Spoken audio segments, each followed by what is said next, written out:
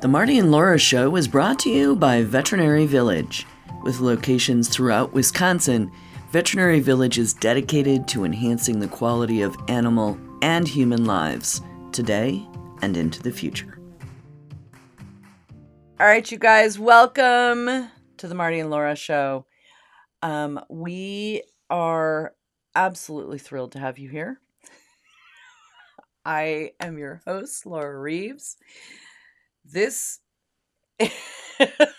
We are so tired, we can't even point in the right direction on the camera.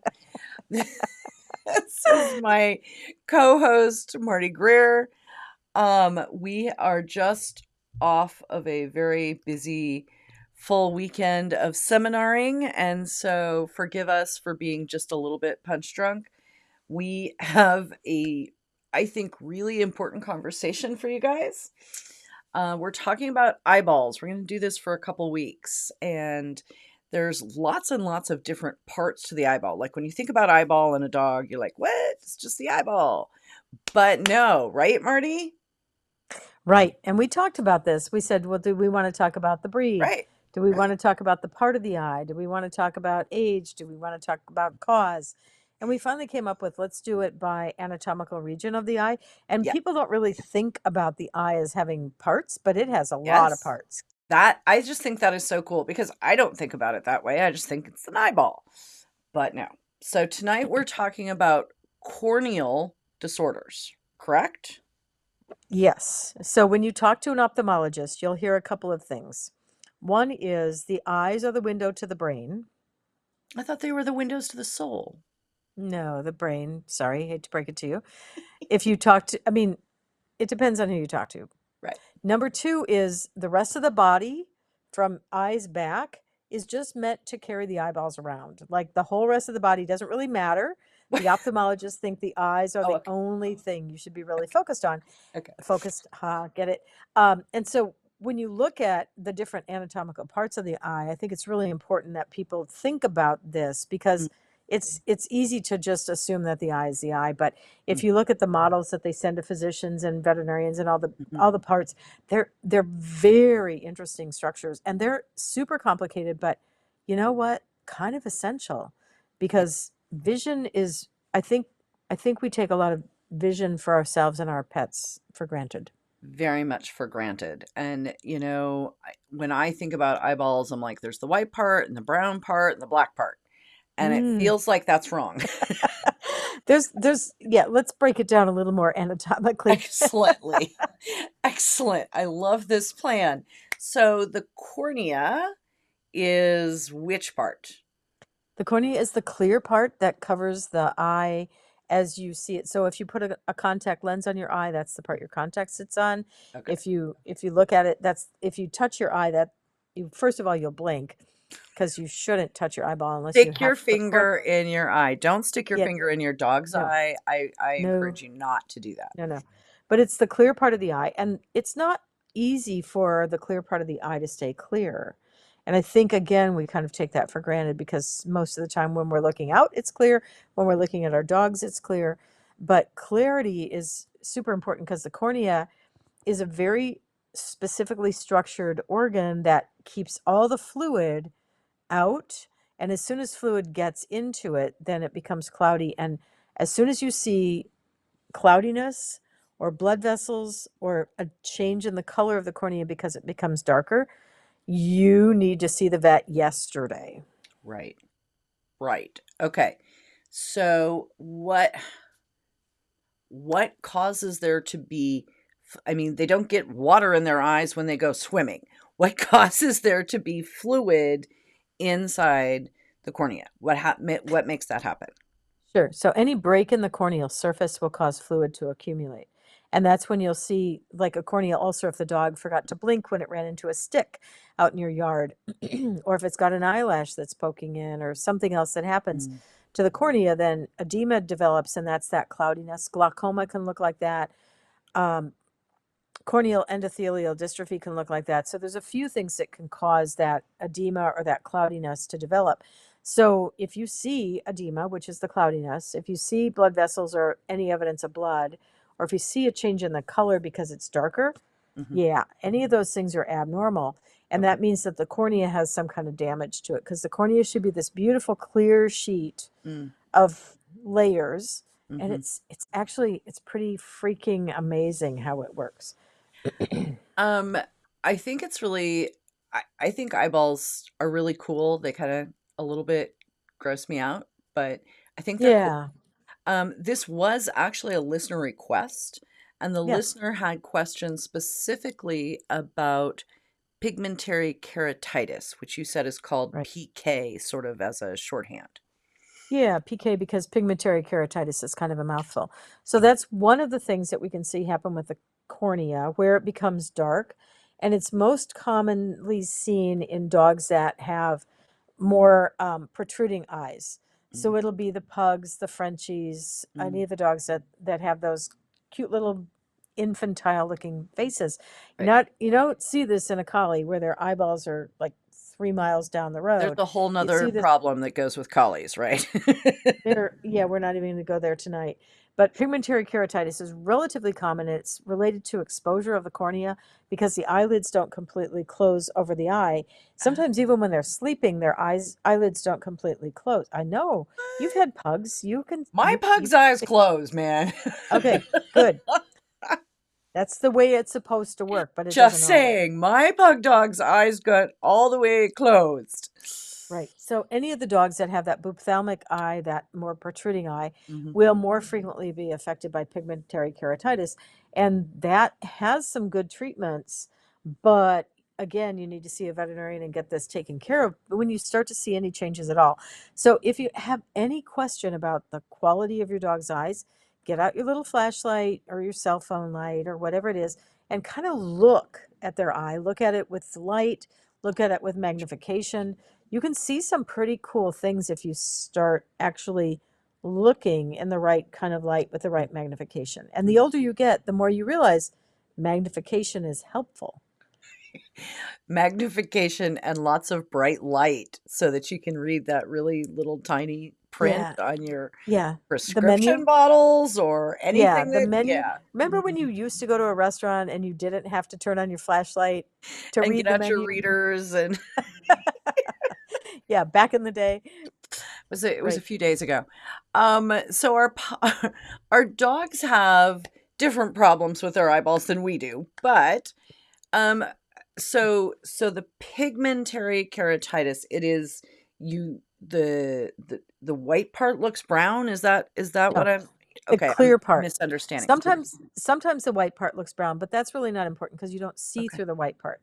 What's okay, important is the clear part, the cornea itself. okay, The white part is the sclera, the cornea is the clear part. So okay. if they start to develop pigmentation that starts to cross over into the clear Mhm, part of the eye, mm, then the dog is going to have more and more trouble seeing the more it's covered. So if you mm, get out your flashlight and really look at the dog's eye and you realize there's a whole bunch of brown, and oftentimes these aren't equal. Sometimes one eye is more affected than the other. right. So sometimes the dog will have better vision out of one eye than the other one, and they'll Mm, kind of use that eye, mm, like they kind of look mhm, at you side eyes. mhm. So Yeah. though that's yeah. So these are the dogs that tend to need to have better lighting, and certainly there are medications that can slow the progression or reverse the progression of the pigment changes in the cornea. So if you see anything that doesn't seem right, or you have a pug or a Frenchie or a bulldog or any Mhm, of the breeds that have those kinds of protruding eyes, pugs are the worst by all means. They're the worst. Then you want to make sure that you're seeing a veterinarian and getting medication and appropriately using the medication because it's really easy to think it's not that big a deal because it's not a painful condition to the dog. mhm. But when the dog starts smacking into the wall or falling down the stairs because they can't see, That's bad. That's a then problem. you've probably waited a little. That's relatively common. The other thing that I think is, well, the other two things that are really common are going to be corneal ulcers, which Yeah. can be related to the pigmentary That I keratitis. have seen. The pug dogs sticking their face into a bush and coming out with a scratch is pretty common. Right, and they don't even have to be a pug dog to do that. We see hunting dogs that come in that have run through a field with burrs and those little weed seeds, and those will get under the third eyelid and cause damage. The kids can, inadvertently poke at the dog. The dog can run into something. And one of the things when I was looking up this information, about what we were going to talk about tonight was an airbag injury. And Oh I've never gosh. seen an airbag injury, but the picture was really interesting Oh because my it's this little stippled pattern of a very specific grid of little dots on the dog's eye, which meant the dog was sitting in the front seat of the car. The airbag went off. The dog was not in a crate. The dog was not protected. And the airbag hit the dog's cornea and left basically a whole series of little tiny corneal ulcers. Don't do that. Don't put your God. dog in the front seat. Oh. Yeah, Oh. yeah, your dog does not belong on the front seat. I don't care how cute it is. I know. I don't care how much your dog likes to ride as your co-pilot. Your Mm. dog does not belong in the front seat because of airbag injuries can hurt the eye. They can hurt their neck. They can do a lot of damage. Dogs can go through windshields. Just don't do it. Just put your dog in a crate. Dog It's crate. not cute that your dog, Dog yeah. crate. So corneal ulcers are really common. We see these frequently, certain times of the year more than others because of hunting season or Mm-hmm. dry weather and the Mm-hmm. stuff. But these dogs will have not only a change in the cornea looking cloudy, not pigmented, but cloudy, but they'll come in with one eye slammed shut Yeah. because it's Yeah. corneal ulcers are really painful And conditions. water, the eye waters, and it's terrible. Yeah, and slammed shut. And Mm. some if it's both eyes, then the dog is really going to have a hard time, or the cat's going to have a really hard time because with both eyes slammed shut, you can't really Mm. see. And Mm. I experienced my first corneal ulcer myself about a year ago, and yeah, they're as painful as you think they are. There's a reason the dog keeps their eye closed because it really hurts to have a corneal ulcer. So, So so can I don't tell you do that. my story about going hunting and getting a grass seed in my eye? Oh no, you have never told me I've that. never told you this story. So, as a young munkin trailing along behind my dad during bird season, I we were in tall grass and something smacked me in the eye and I didn't even think about it and I kept going and it just kept hurting and hurting and hurting and my eye hurt. I was running and I kept telling my dad, something's in my eye, something's in my eye. So my father was not what you call the most sensitive or sympathetic human being. He And he thought you were told me just to, making up something. he did, he did. He told me to shut up. I was making it up. I was being a weenie. That wasn't even the nicest word. That was the nicest thing that I can say for what he said to me. Anyway, so I went on and carried on about this for hours. And finally, my mother took pity on me and took me to the ER.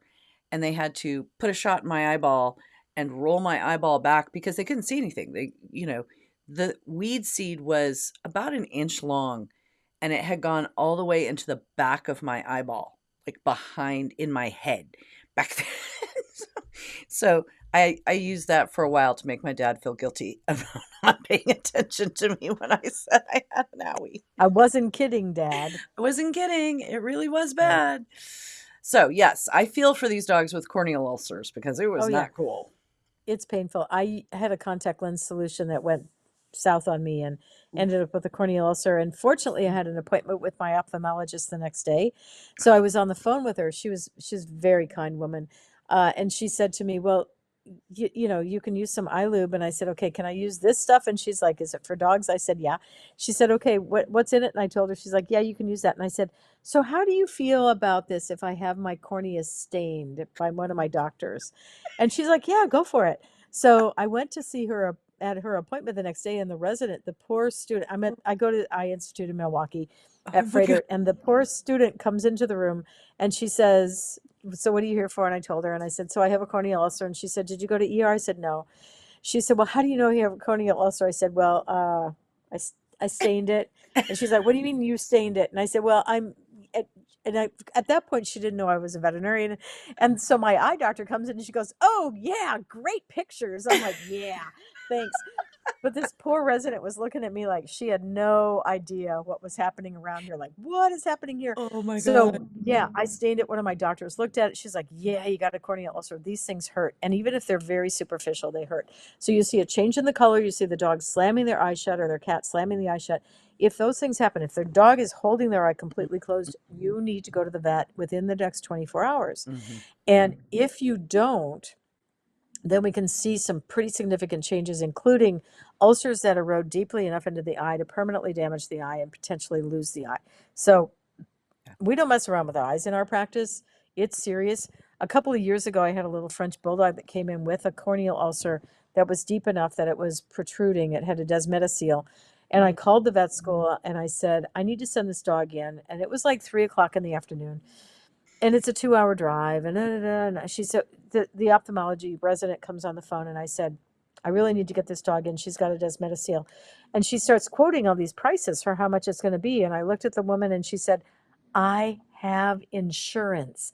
I said, she has insurance. She doesn't care how much it costs. We need to save this dog's eye. Because it was a 9-month-old Yeah. Frenchie. Yeah. Adorable. But, any of the dogs with the eyes that Right. are protruding are more Right. at risk of these kinds of injuries. And the resident said, she has insurance. Great. Send her in. Because, in other words, we're just going to, whatever we need Right. to do, we're going to Right. do. So it wasn't going to be one of those things that you go to the vet and you're like, Mhm. well, how Mhm. much is that going to be? Mhm. And I'm not sure if I can Mhm. do it. This is the benefit of insurance is you don't, the dog saved her Yes. eye, but Yeah. it could have gone very badly Yes. if she hadn't had insurance and if we hadn't pushed the ophthalmologist to see her that night. Doggett simplifies the puppy buying journey by connecting families with the perfect breed and responsible, health-verified breeders. They are the only breeder marketplace that verifies health clearances and responsible breeding practices. Through their personalized puppy matcher tool and matchmaker services, they educate and guide buyers every step of the way, ensuring a seamless process and a perfect match for their lifestyle. From initial breed consultation to introductions with top breeders, Doggett makes responsible puppy ownership easy and stress-free. Now, the thing that I do know, as I told you earlier when we were talking off air, eyeballs are sort of a mystery to me.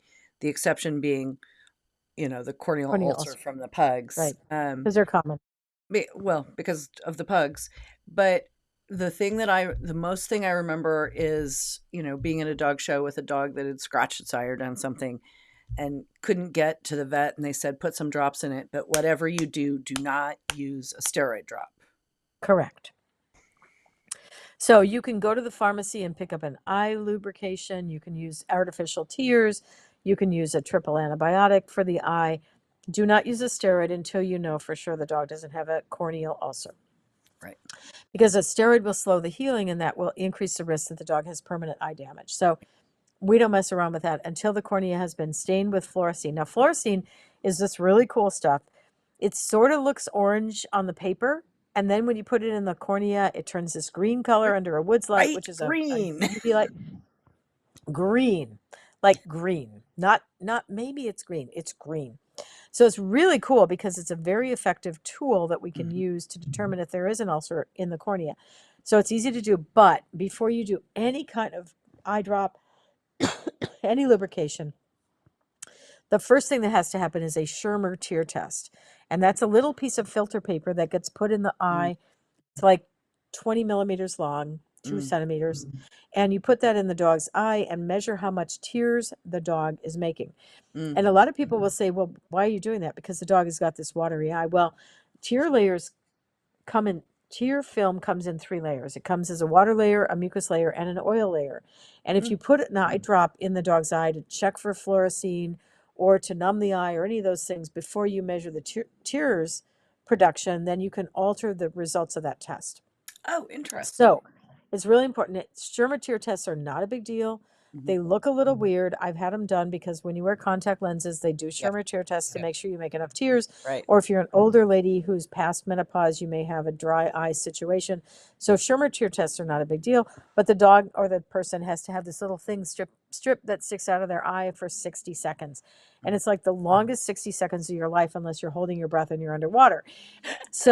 But it has to be done as the very first test. So the dogs will come in with like huge amounts of mucus and all this goopy stuff coming out of their eye, and it looks like they've got plenty of tears, Mm. but they're not making the water part of the tear. They're making the mucus layer to compensate for the lack of the water layer. So I think it's important that people kind of Interesting. grasp this concept. If your vet may do this Schirmer tear test first, and it takes 60 seconds. You can't make it any shorter. 60 seconds is 60 seconds. It's a simple test. It's not expensive, but it does require a specific order that you do things in. So you Right. get this done before you put the drops in that numb the eye or the drops in that stain the eye. Super important. Got it. Got it. So pigmentary keratitis can be the result of long-standing dry eye. Mm, Dry eye can end up to be a lot of mucus, but the corneal ulcer is very, very common. So those are kind of the three top things that we often see. And as the corneal ulcer heals, this can be a little deceiving because you can have the ulcer completely healed over, but then this granulation tissue can move into the cornea. It can be this pink kind of raised surface on the eye, and it looks like the eye is worse. But Oh, that's actually the blood vessels moving into the cornea, bringing in new cells, allowing it to heal. Now, that's not the way all corneal ulcers heal, but it's the way some of them heal. And so it's this little raised pink mhm, granulation bed on mhm. the eye, and that's when you pull out the steroids. And Oh, some of my younger doctors are like, no, I can't put a steroid in here. And you're like, no, you have to at that point because the okay. stain that's being taken up is not because of the ulcer, it's because the granulation tissue is a little rugged and Mhm, rough, and so the stain will sit on that. So it's kind of this fine line. And so many times you may end up seeing an ophthalmologist, and there are veterinary ophthalmologists in every mhm, state in the country, mhm. and these are people who are magical Yeah, people.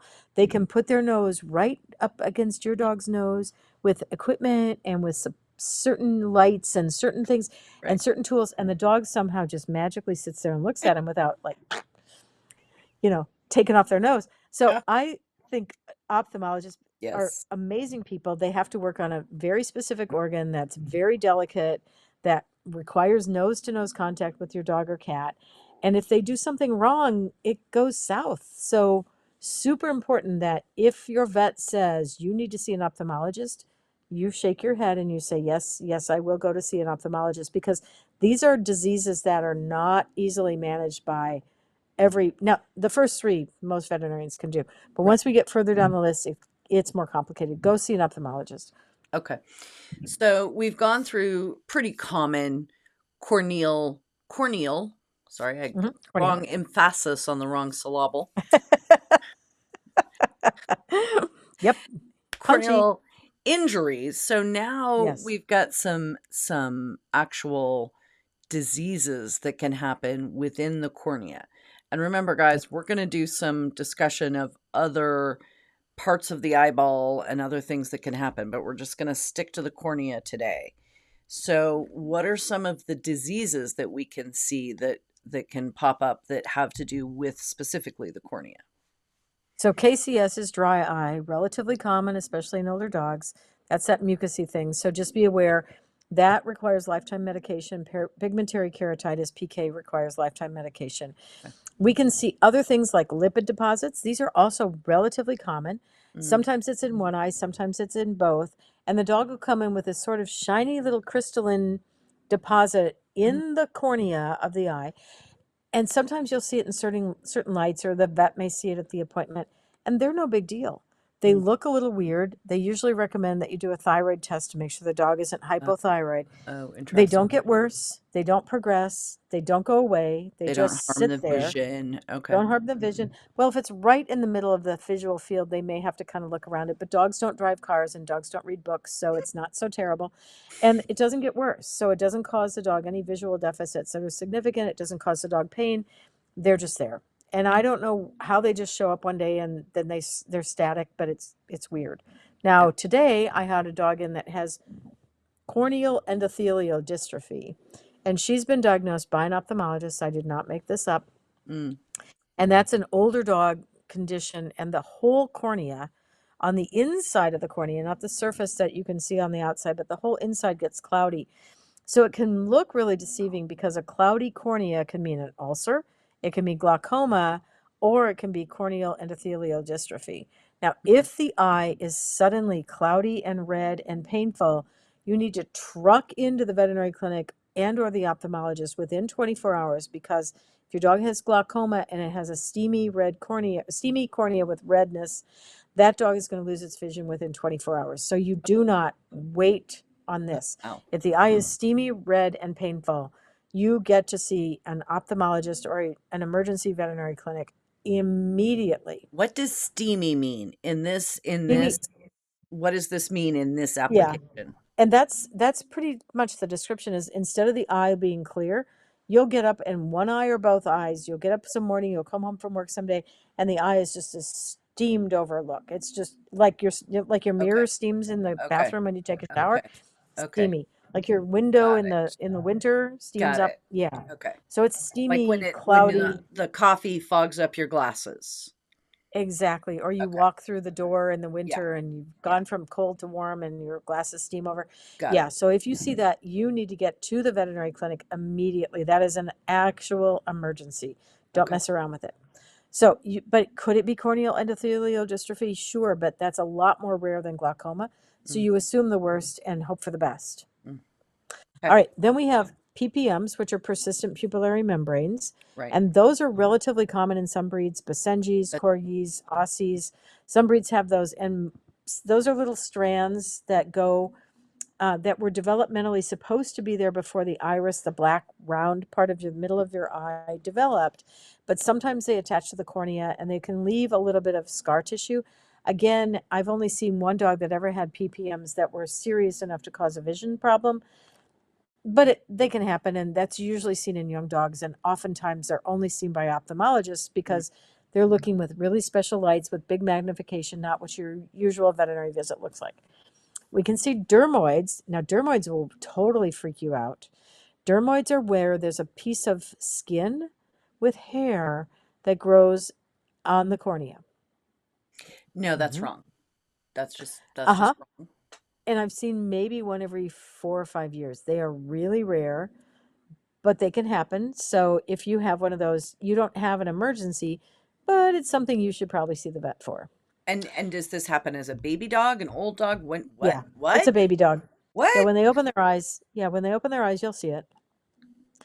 And then we get into some really funky, far out weird stuff. We can see endothelial inclusion cysts where I'm sorry, epithelial inclusion cysts where there's a little cyst on the cornea. We can see superficial punctate keratitis, which are little dots in the cornea. Mm, Fungal infections and cancer in the cornea. I have absolutely never diagnosed one of those, but the ophthalmologist lists them. And then there's also something called Florida spots or tropical keratopathy. And clearly, when you live in Wisconsin, you do not have Florida not spots. having this problem. No. No. So we have to be complete. But anyway, if you go in with a corneal change, your vet's going to do a Schirmer tear test measuring the tear production. They'll do a fluorescein dye test, which turns their eye green.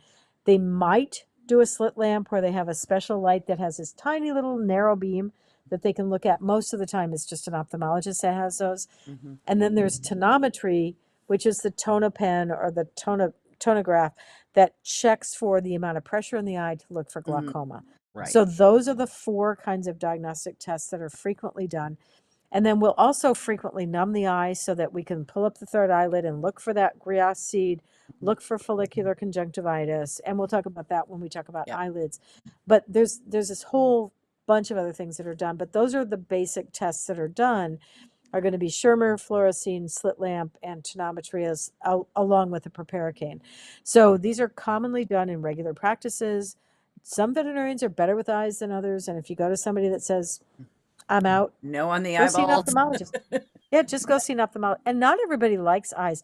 My daughter, who's a nurse practitioner, does not like looking at eyes. Some people get a little freaked out by eyes, other people don't. So, just be aware. And if you don't like eyes, that's okay. You can get around that. You Every just have time to. the pugs would get like some little scratch, like there'd be a boy tussle, or I had one that would just love to bomb around through the bushes, and I'm like, what? Don't, man.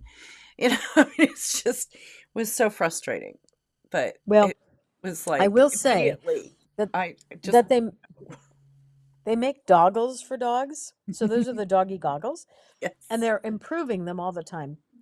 They've gotten much better. My son used to have a dog that he had no vision in one eye because he detached a retina, and the other eye had very serious damage to it. Mm, So he put those little goggles on the dog because he yeah. would turn his head and smack into the coffee table. And so it was protecting he had like 10% of his vision left in one eye. So you had to be very careful with this dog. And I will say, and we teach a lot of clients how to do this, if you have to medicate your dog's eye, there's a couple ways you can do it. One is you can have two people that do it, one person to help hold the dog and hold the eyelids open. But if you're by yourself and you have to medicate the dog's eye, what I usually do is back them into a corner. Don't do this on the couch or on your bed or somewhere else that the dog can keep backing away. Mhm. back them into a corner so that they're kind of trapped, and then straddle them so that you have one leg on each side of their shoulder. And then if you tip the dog's head up with one hand, tip up Yeah. their head, and with the other hand, hold the eyedropper and the eyelids open, you can pretty effectively medicate most dogs and some cats, because you can't do anything to cats sometimes, to medicate the eye. And some of these medications, when we have something like a corneal ulcer, we will tell people you need to treat this eye 6 times a day to get healing done. Mhm. And they look at you like, oh my God. And you say, two things. One, I will know if you're treating 6 times a day or not, because Right. the ulcer will not heal if you don't do Right. this. True. And two is, you don't have to do it every 4 hours. I'm not saying that you have to set your alarm and get up at 2 o'clock in the morning to do it. I am saying when you're home in the evening, do it every hour. Mhm. And then when you're not home, your dog should have its eyes closed anyway, so it's probably not going to need as much medication because its little blinkers will be closed. So those are important things. The other thing that's kind of cool is, and we've done this for a long time, is use soft contact lenses on dogs with corneal ulcers. Really? So Now yeah, that I've one done I this have for, not oh seen. yeah, I've done this for a lot of years. I usually can talk an ophthalmologist out of those extra lenses that they had samples of. Not because the dog gets a correction from it, because that soft contact lens can sit on the eye, But protect the eye from additional damage, hold the medication against the eye. So it has to be done by a veterinarian. Do not start doing stuff like this by yourself. This is slap your not own recommended. contacts in your dog's eyeballs. Please do not No, do no, that. no, no, no. Don't do that. Don't do But sometimes these soft contact lenses can be really vision saving. We used to, back when I got out of vet school, that. we used to suture the eyelids closed because that would protect the Yes. cornea. Yeah. But Seen that. that always scared me, because then you couldn't see what was going on, and so you'd take the suture out once a week and look, and you'd be like, this didn't go well. But with a contact lens, you can see what's going on, and you can medicate with that lens in. And so Mhm. the contact lens does hold the medication in contact with the eye. So Mhm. if your veterinarian says we're going to put a contact lens on, or your ophthalmologist says that, that's not unusual. I've done it for easily 35 years. Wow. So this is not new, but it Well, might be new to the pet owner that hasn't had sure. the experience Sure. before. Okay. All right. Well, there's lots more parts of the eyeballs, you guys. And so we will be doing a short little series of eyeball conversations because it's fascinating. We have And just scratched the surface. oh, come on. That is terrible. I know. Oh my God. Marty's doing puns, y'all. This is bad. It's late and I haven't had dinner. I It's know. 10 You need to o'clock go. You need to and go I eat your haven't had my noodles. dinner yet. Go eat your noodles, man. Thank Yes, you so ma'am. much, Marty. As always, I appreciate you. Our audience deeply appreciates your willingness to give us half an hour of your time when you don't have much to spare. So thank you. It's been great. I love talking about this stuff. Well, we appreciate you. Have a good one, dear. Good night. Hey, friends. Did you know that the Marty and Laura Show website has a special page just for young animal lovers? Whether your child is meeting their first pet or already dreaming of becoming a veterinarian, Kids Corner is a place to explore animals through creativity, curiosity, and age-appropriate learning. Designed for young animal lovers and their families, these resources encourage empathy, responsibility, and a lifelong love of pets. Start off with a free coloring page. That's right. A new coloring page is available regularly. Download one free and check back often for new designs. And if you love that free page, take your coloring adventure further with the 10-page Color Me Pets coloring pack for just $5. Each page is filled with adorable, breed-specific dogs and fun educational prompts that spark creativity and curiosity. This pack is perfect for kids who want to explore, who want to color, and who want to discover more about pets. It encourages careful observation, fine motor skills, and an appreciation for animals, all while providing hours of fun. Plus, it's an easy, printable download, perfect for rainy days, long car rides, or creative play at home. artwork by award-winning artist Sandy Mesmer, the Color Me Canine collection brings even more adorable pets and fun designs. Explore full coloring books available online through Sandy's shop link on our page. Visit martyandlaurashow.com/kids-corner to learn more. Thank you for joining us on the Marty and Laura Show. We're excited to bring you these unique, fun, fact-based conversations about pet health. We hope you'll join us on social. Stop by the website to sign up for an extra tip of the week for your pet. While you're at it, do us a favor, please, and leave a review wherever you find your podcasts. The Marty and Laura Show is produced by Pure Dog Talk, Inc. Sound design and editing by Premium Audio Services.